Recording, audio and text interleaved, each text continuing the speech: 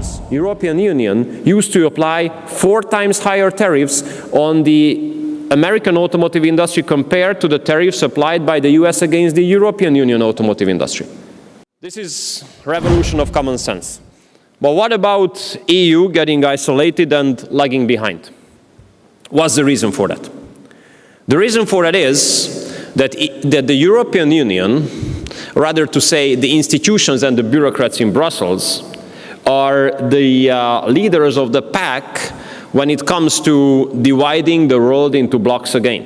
That the global CEOs of the biggest German companies reach out to me on a weekly basis, asking me to give cash incentive to their Chinese suppliers to be able to come to Hungary, to be as close to the German factories as it is just possible.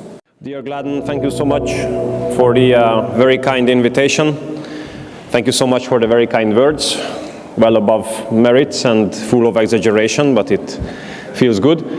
I would like to also wholeheartedly welcome my dear brother from the Republic of North Macedonia, dear Timcho. Thank you so much for accepting the invitation of the Hungarian Foreign Affairs Institute, and thank you so much for coming to Budapest and address us. Your thoughts will be very valuable under the current circumstances. I'm pretty sure about that.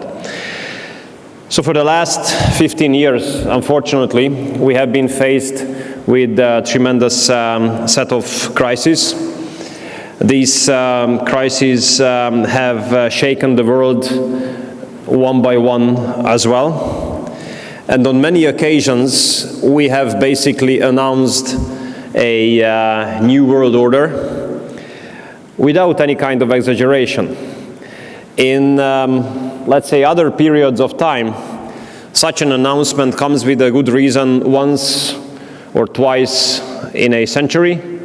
In this case, it was not an exaggeration to announce a new world order on a multiple occasion only within 15 years. There have been many events which have turned our way of thinking about the world itself upside down. We should just remember the crisis of the global crisis of the financial sector, which has totally shaken the national financial and economic political strategies. Let's remember when we have been invaded by hundreds of thousands of illegal migrants around 10 years ago, with the phenomenon which has increased the significance of the fight for sovereignty and preserving our own identity. Then I'm pretty sure that no one has forgotten about the global crisis of the healthcare sector in the form of the pandemic, which made it very clear that regardless of the very highly developed technology, regardless of the very artificial intelligence, nothing is given, and we have to fight for our lives with human resources instead of technology on many occasions. And then unfortunately, we are now living in a year of wars. The war in our neighborhood in Ukraine and the war in the Middle East, two phenomena which have made it very clear that the expression global security does not exist anymore. And my dear friends, I can tell you that the announcement that a new world order is being established is valid on the very day today as well. And this new world order is being established on two bases. First, the revolution of common sense has been going on, and the second, that the European Union is getting isolated and lagging behind under the current circumstances. So let me emphasize these two aspects of the New World Order being established. When it comes to the revolution of common sense, this is now stemming from the #1 superpower of the world. As a patriotic president has been elected, the patriotic conservative way of thinking in global politics has been on the rise. And that was the right time, finally, because the world used to be suffering under the global dictatorship of the liberal mainstream, which has been saying about itself that it is the only and exclusive way of being successful, tolerant, progressive, acceptable. And whoever does not fall in line 110% with this approach has been under tremendous attacks, has been target of accusation, cornering, and lecturing. But now, with the new president in the United States, the age of normality, the age of common sense is coming back, and what has been considered so far as extreme is now becoming the mainstream. So we are coming back to the main street of history finally. What are the practical aspects of that? First of all, words and expressions like peace talks, like ceasefire, are now legitimate expressions again. Because imagine, or just remember, the last 3 years after the war in our neighborhood had broken out, whoever used these terms were immediately stigmatized. Friends of Putin, spy of the Russians, propagandist of the Kremlin. Funnily enough, nowadays, those Western European politicians are using these words on a high frequency who used to attack us for using these words and arguing for these goals for the last 3 years. What a hypocrisy. Second practical aspect, protecting the border is finally a legitimate way of thinking and a legitimate way of acting. Finally, we can leave behind the very hypocritical approach which whispered that the illegal crossing of the border is a human rights issue. No, it's not. Illegal crossing of a border between two peaceful countries is a crime and must be approached accordingly. And third, finally, we are free to say again that a family consists of a mother, father, and children. And finally, it's free to say, and put it in a constitution as well, that a human being can be either a woman or a man. And men compete with men on sporting events, and women compete with women on the sporting events. That's how natural it is, and finally we are coming back to that. This is revolution of common sense. But what about EU getting isolated and lagging behind? What's the reason for that? The reason for that is that the European Union, rather to say the institutions and the bureaucrats in Brussels, are the leaders of the pack when it comes to dividing the world into blocks again. We Hungarians, we Central Europeans, do have a very bad memory of times when the world used to be divided into blocks. We basically had been under the occupation of the communist regime for 40 years. We were oppressed by the East and totally neglected by the West. And we have lost 4 decades of our lives, an entire generation basically. And if the world is being divided into blocks again, we Central Europeans know what loss it can cause and what tremendous growth opportunities we would lose with that. Unfortunately enough, the European champion of so-called de-risking, the former German Minister of Foreign Affairs, after leaving politics returned, not in Berlin but in New York, and I'm afraid that for the upcoming 1 year the United Nations might lose its capacity and ability to serve as a platform for those even to negotiate who are in a hostile relationship. When she spoke about de-risking, I always raise the question how it comes that the global CEOs of the biggest German companies reach out to me on a weekly basis asking me to give cash incentive to their Chinese suppliers to be able to come to Hungary to be as close to the German factories as it is just possible. Look at Hungary. A German factory is being built. What is being built in the neighborhood? A Chinese factory. This is the way the global cooperation works now. in global economy, and I don't think that European politics should ruin that. I would even say that yesterday, on the meeting of the energy ministers in Luxembourg, it became very obvious that the industrial cooperation between the Russian and the Western European nuclear industries is stronger than we would have thought. Look at the legal proposal, which will be proposed by the European Commission most probably today, what kind of regulations it will contain about nuclear industry, and you will understand.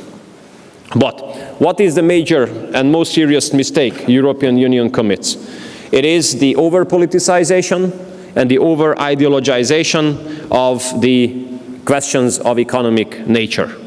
And this brings European Union to isolation. Remember the competition among the Western European leaders during the last 8 years, the aim of which was to say the most nasty possible things on President Trump, regardless whether in office or not in office. The problem is that it is not only the Western European politicians who used to take part in this competition who remember what they said on President Trump, but President Trump does remember as well what these Western European politicians have said about him. Second, on China. Oh, sorry, back to US.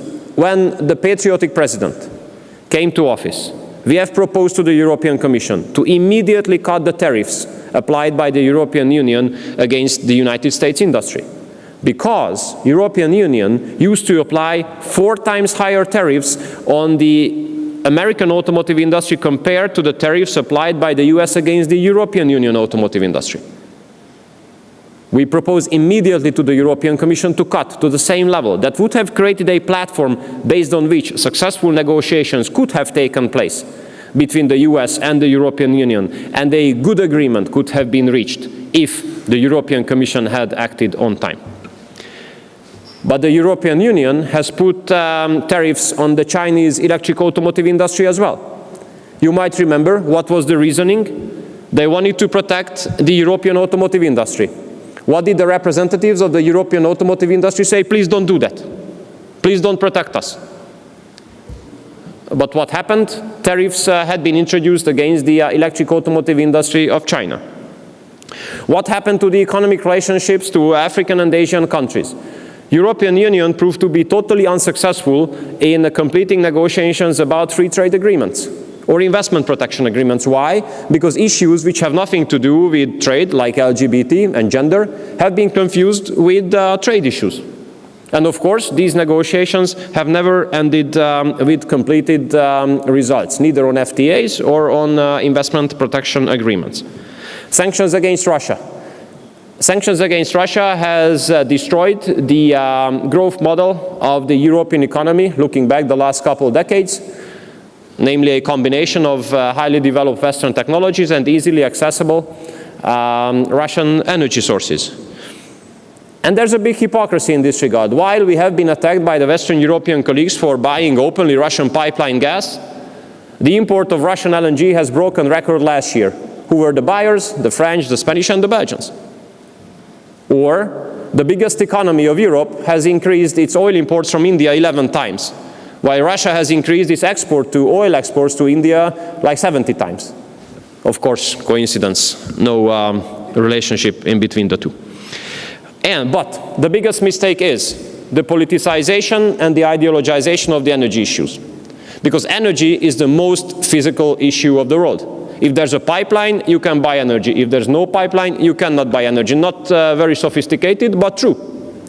And what the European Union has been doing now with the von der Leyen-Zelensky plan is increasing the prices of the energy used by Europe to skies, putting Central European countries like Hungary in a serious situation of dependency on one single route. Yesterday they spoke about sovereignty. Yes, they are violating our sovereignty very badly, because according to the European Union Basic Treaty, putting together national energy mix is a core national competence. With this new von der Leyen-Zelensky plan, they restrict this sovereignty of ours. They spoke about dependency. Yes, they are increasing our dependency as cutting energy sources from us, cutting the second largest gas interconnector and cutting one of the two oil delivery routes. Plus, they are increasing prices to skies of the families, increasing the bills at the end of each month to 2, 3, 4 times. This is the biggest mistake, over-politicization and over-ideologization of things which have nothing to do neither with politics nor with ideology. So the situation of Hungary is a pretty, let's say, exciting one from the perspective of global political science. Because on one hand, we are one of the leaders of the pack when it comes to the revolution of the common sense. But on the other hand, we are part of the European Union, which is getting isolated and lagging behind in global politics and global economy. So what to do? What to do to take out the profit of the positive things and not to be suffering from the negative things? Well, here we need a very smart strategy. And the name of the smart strategy is economic neutrality. And the strategy of economic neutrality has been ensuring that Hungary has been breaking the records of investments flowing to the country and exports flowing out of the country for the last 10 consecutive years, with the exception of 1 year with COVID. We have become the meeting point of the Eastern and Western investors. We are the only country in Europe, besides Germany, and one of the 3 in the world, besides Germany and China, where all 3 top German premium car makers are now having factories. We are now having the 2nd largest capacity of producing electric batteries in the world. We are going to be the 5th European country soon which produces 1 million cars per year. Last year, 31%, the year before, 44% of all Chinese investments targeting Europe have ended up in Hungary. And all this package, all this strategy of economic neutrality has ended up in continued records of FDI inflow and export outflow in and from Hungary. But this is only the economic part. What is the political part? What is the political duty? Now we have to be aware that regardless of the fantastic changes in Washington, the attacks and pressure on us from Brussels is going to grow in the future as well. So we have to double, triple our efforts to preserve our sovereignty. What does it mean? First, we have to make sure that we're going to be left out of the war in our neighborhood in the upcoming period of time as well. The pressure to push us into this war is increasing. We are basically the only ones in Europe, with some friends like the Slovaks, who are supporting, in the European Union, who are supporting the peace plans of President Trump. We are the only ones who have been speaking openly about the need for peace talks and ceasefire for the last more than 3 years. And in the upcoming period of time, we have to make sure that we are not going to be pushed into this war. We have to make sure we're going to be left out. Second, we have to make sure that regardless of the pro-migration policy of Brussels, we're not going to let any single illegal migrant to enter the territory of Hungary from neither directions. No illegal migrants. We will keep the fence there, we will keep the 024 presence of our border guards there, and we make sure that we are the ones who make a decision whom we allow to come into this country, and we are the only ones who make the decision with whom we are ready to live together in this country. And we continue to support our families. 5% of our GDP is now being allocated for family subsidies in next year's budget, about which the Parliament is going to go into vote today. 5% of GDP, highest in the OECD area, supporting our families. We have to avoid that the pressure from Brussels ends up in a puppet government in Hungary. We need a national government, we need a patriotic government, we need a government like the one which has been fighting for national interest for the last more than 15 years. So actually, we have been carrying out, and we have to continue to carry out, a patriotic fight for freedom. And we have to make sure that this patriotic fight for freedom is not only going to be successful in Hungary, but in Europe as well. And as we have been seeing the signals, and as we have been listening to the speeches of CPAC 2 weeks ago, I think we can have some good hopes. But we even can have better hopes, because after myself, you will have the chance to listen to my dear brother and friend, Timcho. Thank you so much for having me, and thank you so much for your kind attention.